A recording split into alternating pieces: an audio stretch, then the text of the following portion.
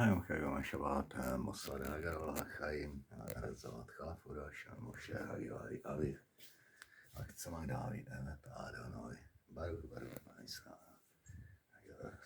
אזרבייג'אנית ברוך אדוני ציון במוסד הגדול עולם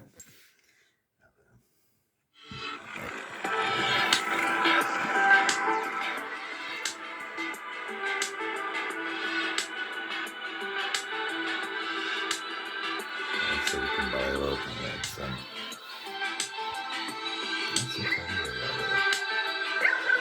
Let's get by John. Kent cemiyeti esasen yurganlarıyla meşguldü. Evvelden tokuculuğuyla meşgulüydü. Cemaat daha çok mesela kalça, palaz.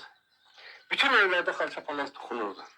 Mesela bütün evlerde tutak ki bu cemaat adı tokuculuğu emri olan tokuculuğu məlumatları hamısı bir mesajı köylerden hamısı bütün evlerde işlenirdi.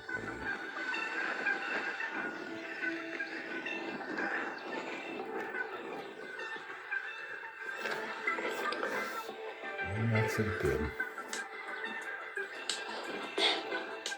There we go.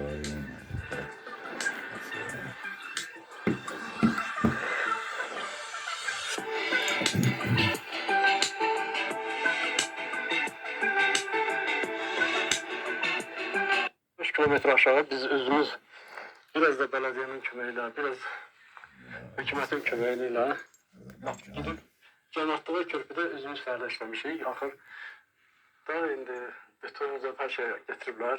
Biz de özümüzdə fəali olmalı. Gidip burada axır körpünü açdıq, neylədik, axır yolu çəkdik. Biraz rahatlıq burada əmələ gəldi. Yol yatağı da buradan kendi de çəkiliyor. Yuxarıda Qalaxudaqdan aşağı Xınalı asfaltına da birləşdirmə gedir. Yaxşı enli, 12 metre enlində yol yatağıdır. 8 metrəndə 2 dolalı asfaltın çəkirlər qəşəng. İndi keçən il işləmirlər. İndi söylənə görə dedilər ki, həmin şirkət o alternatif yolu açılışında burada iştirak eləmək üçün oraya gittiler.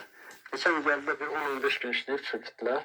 Sonra da daha payızı kışı işləmədilər. İndi arhal yazda gələrlər də gəlib işləyərlər.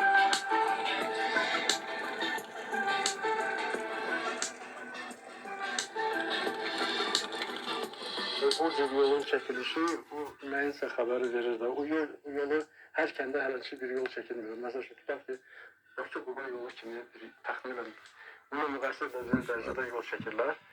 Hər hal müəyyən bölgə dağ turizmini inkişaf etdirmək üçün nəysə yuxarıda bizim yaylaq sahələrimiz var. Qış turizmi üçün çox əlverişlidir. Bölgəli bir şey yaratsın, hər hal kənddə cəmaət qaytar hamısı. Buraya kəndin cəmaatı da cəmaat üçün də iş yeri olar, həm də ki kənd əvvəlki vəziyyətindəki qayıda bilər.